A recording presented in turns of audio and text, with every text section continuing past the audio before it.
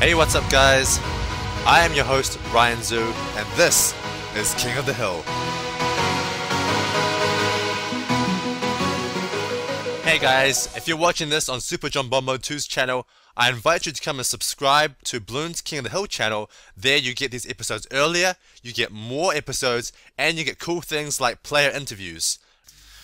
Hey, what's up guys? This is Ryan Zoo bringing you another commentary between two noblemen, Darkatomic and Anacondaz. Darkatomic with 917 wins, 324 losses, and Anacondaz with 750 wins. I think about 250 losses maybe. Pretty similar win-loss ratios overall, and we are starting on the yin-yang. Darkatomic going for a boomerang strategy, and of course a good luck for both players. So quite a few things have been happening in King of the Hill recently. I hope you guys enjoyed the commentary by Anacondaz and Trevor Squires. Both of them very, very strong commentators. And Anacondaz, you know, doing some of a mockumentary. Wait, that only works if it's a documentary. Doing somewhat of a, you know, ironic King of the Hill commentary with lots of fake clapping and his incredibly funny intro. So really interesting to see some differences in King of the Hill. Really enjoying that. Meanwhile, both these guys going for pretty similar strategies, but Anacondaz going for that no bomb tower opening because it is a little bit cheaper, so he says. And he probably doesn't have bomb towers either, which is the other thing. I know if you guys have seen my games vs Crazy Aliens or Problogy, I still don't know how to say his name. You'll see that I really love the Spike Factory, and the person who taught me that strategy was actually Anacondaz himself. And so, yeah, I wouldn't be surprised if he is also using a very, very similar Spike Factory strategy on this map as well. So both these guys got their boomerang in the middle, which usually means that it's going to be very, very low economy, because when you have both boomerangs in the middle, the rounds are usually really, really short, because those natural balloons get killed very, very quickly. So we're going to see here, like, as soon as, there's no way these natural balloons get past, because the boomerangs are just set to first and they shoot them down as soon as they come forward. So generally you don't actually get very much economy in boomerang versus boomerang when you have them, both of them, in this middle position. So you know, that's the sort of interesting situation, is that when you have super low economies, then this map is actually more of a kill map. You can actually kill your opponent on round 15 and round 18 and stuff like that, because your opponent just doesn't have enough money to get a viable defense sometimes. It's really, really interesting dynamics when you have both double middle boomerang. That's actually the games that I like the most on Yin Yang, is when both of them have double middle boomerang. So these guys now going for black attacks and getting their defense up with the 2-0-0 boomerangs is usually enough to stop blacks. I think you should probably set the 0-0 boomerangs to strong, because it is more important to pop that black one down into a pink. If that black one is coming around this bend like it is here, it's a little bit more dangerous. You'd rather have pinks coming around rather than blacks. But with 3 0-0 boomerangs, both Darkatomic and Anacondaz is really, really safe. But it also means that the economies are really, really low. Oh, Darkatomic continue to attack. Some balloons might get through. Oh, that was really close. But look, 3 black balloons coming around the bend here. This could be pretty dangerous. This could be very, very dangerous indeed. And wow, no. Able to stop that in time and get himself a ricochet, and so he's completely safe for round 8.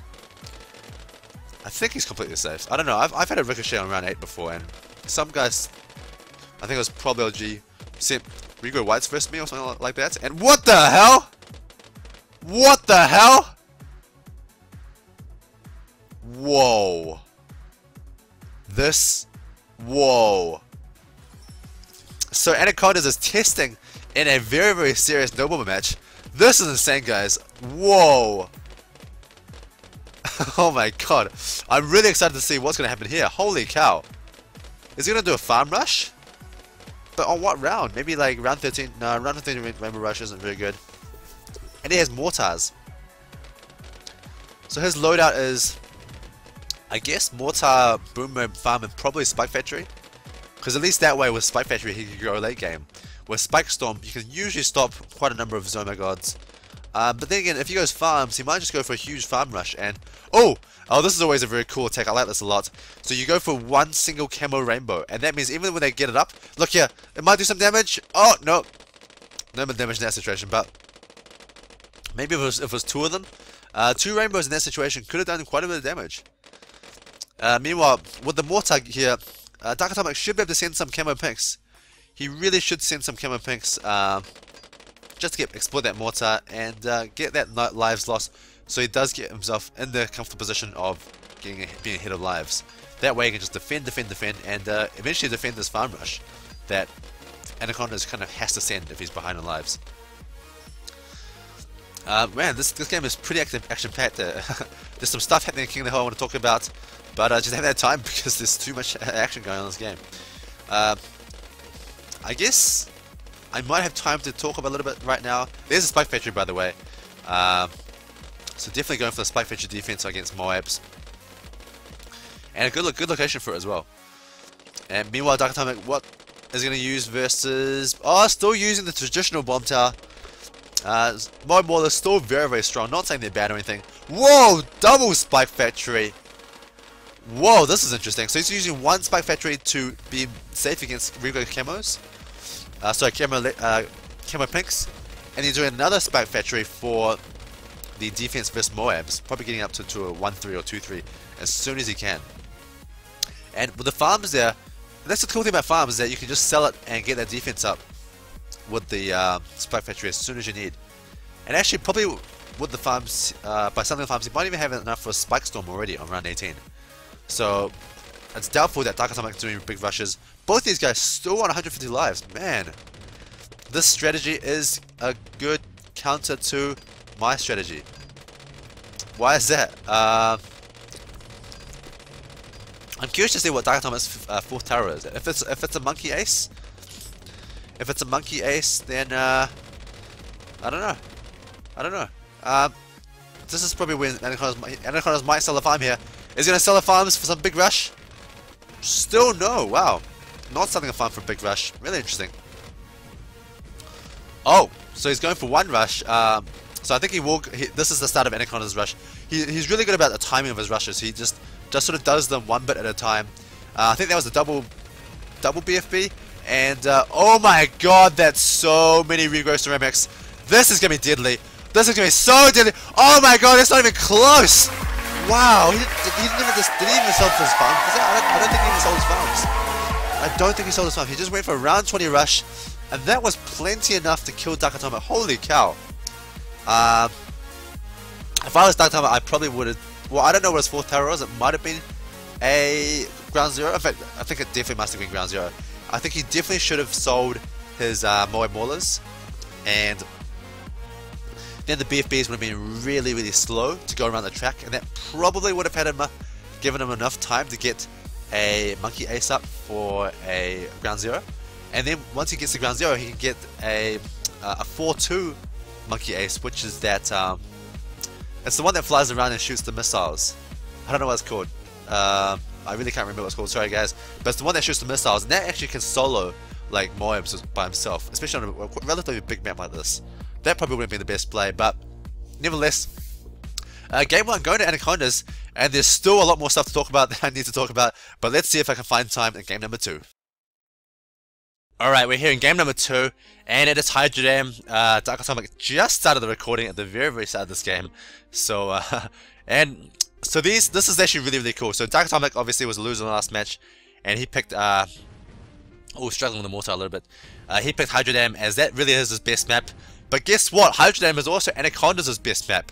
So we're gonna see both these guys face off against each other, who are like probably the two. Trevor Squire is also very good at Hydra Dam.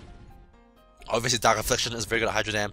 But yeah, all these guys, it's really hilarious that all these guys, and Darkatomic going up to a quick lead here by, oh, interesting variation.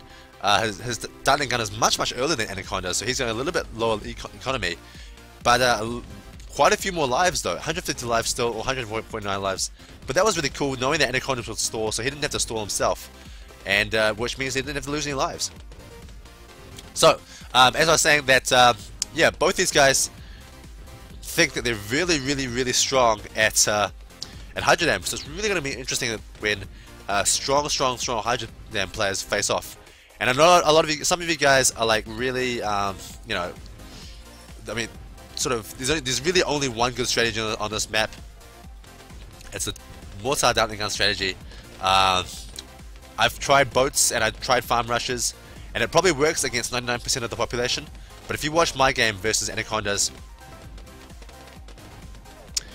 whoops, spoiler alert. Oh my god, I totally forgot. That game isn't even out yet. Oh my god, that game is not out yet. Whoops, my bad.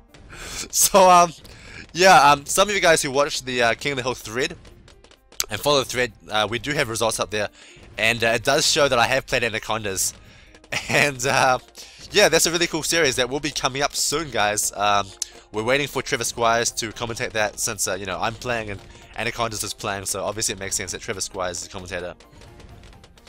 And he's getting better all the time, you know. Initially he was getting not so used to the music and things like that, but now he's completely used to the music and zooming in and making sure that, you know, he covers the towers and things like that. He's just going to keep getting better and better as a commentator. It's going to be really exciting to see. Oh, a little bit of lag there.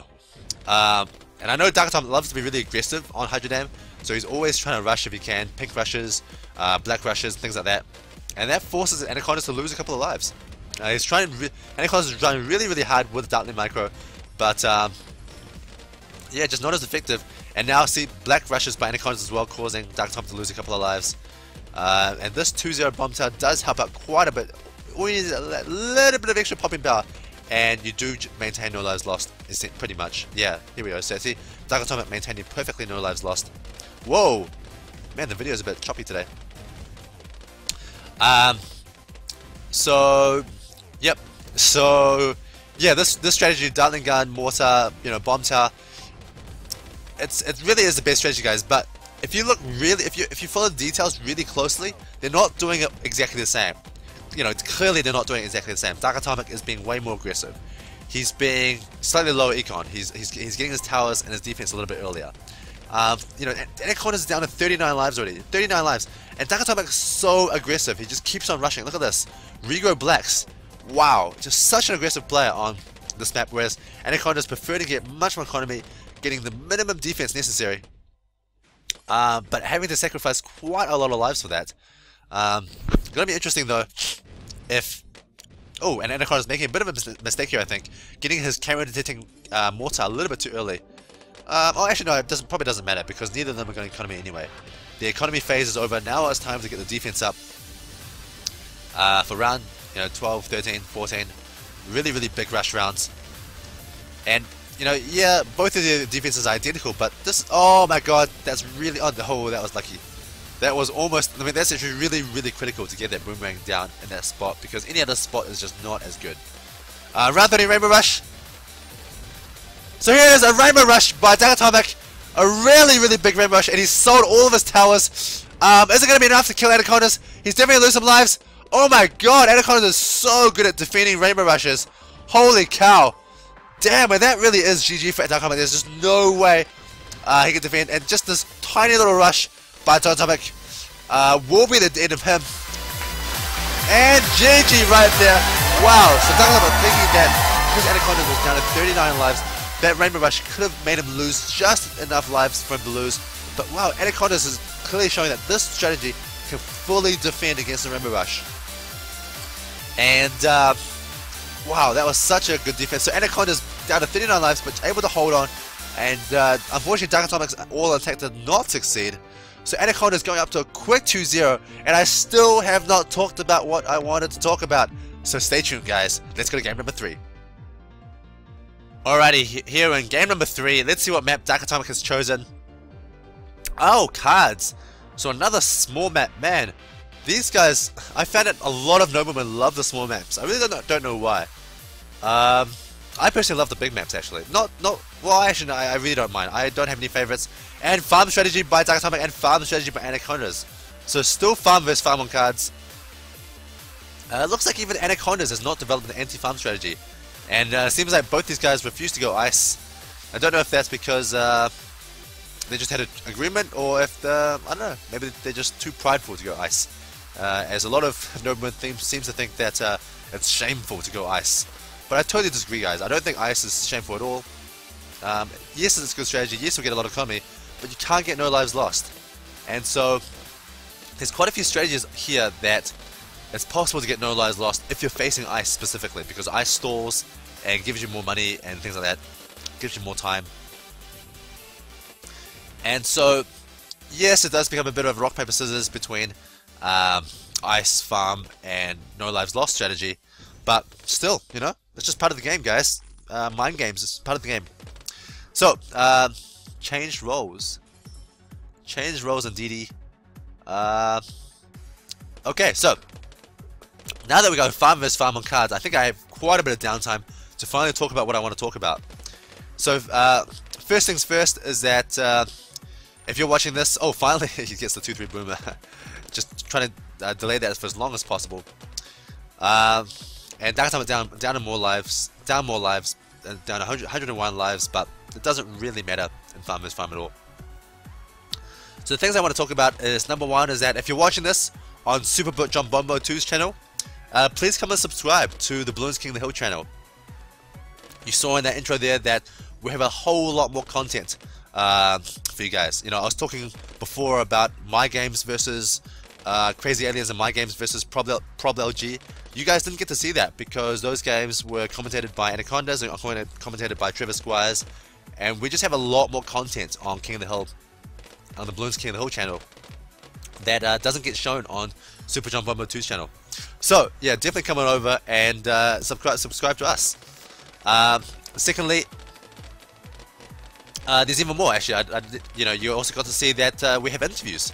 So now I've started doing player interviews, and you get to see a whole new side of the players. So far we have an interview with Darkatomic, so that was his face that you saw in the very beginning there. And yeah, we're gonna have more and more player intros, and just way more cool stuff in King of the Hill, for King of the Hill. And most of that cool stuff will be on the Bloons King of the Hill channel, so please come and subscribe to that if you're watching this specifically on Super John Bombo 2. More stuff is that there's a tournament going on. Well, not going on. There's a King of the Hill as a tournament, but there's actually a what's called the King of the Hill Open, which is a couple of regrowth backs here, followed by yellows. So Anacondaz has been quite aggressive here, but oh, this might actually hurt it quite a lot. He has to move the mortar just to save a couple of more lives, but that wasn't quite a big enough rush to kill him. Man, that was close though. If he just went a bit more aggressive with that rush, it could have been a. He might have managed to kill him, or at least forced him to sell a couple of farms to get a ricochet up. So yeah, there's a King of the Hill Open tournament. So usually for King of the Hill, you know how it works is you challenge knights, and then if you beat a knight, become a nobleman, then you can start playing these nobleman battles, and you get ranked and all that. That's the regular King of the Hill, and there's a minimum battle score requirement of 2,000 battle score for the challenges. Just because, you know, our knights play a lot of challenges, and we want to make sure that the challenges that play are at least of somewhat sufficient skill level, so that, you know, the knights aren't just wasting their time playing a lot of newbies. But this means that a lot of newer players just don't get any chance at all to participate in King of the Hill, which really sucks. And so I've made a tournament for you guys which has no battle score requirement. Anybody can play. And so let me tell you a little bit about it. What's interesting about this tournament is that it's only over one day. It's only over one day, and that day is October 26th. I don't want to tell you too much about the tournament because I don't really have time in this video, but if you go to the Bloons King of the Hill channel, Bloons King of the Hill channel, you'll see a specific video detailing all the details of this tournament. It's called King of the Hill Open, I think, or something like that, and the video is like 2 gladiators fighting. So if you see that thumbnail with 2 gladiators fighting, by the way, here's a ceramic rush, which might do some damage. Nope. Great defense by Anacondaz, getting just enough defense to stop their ceramics.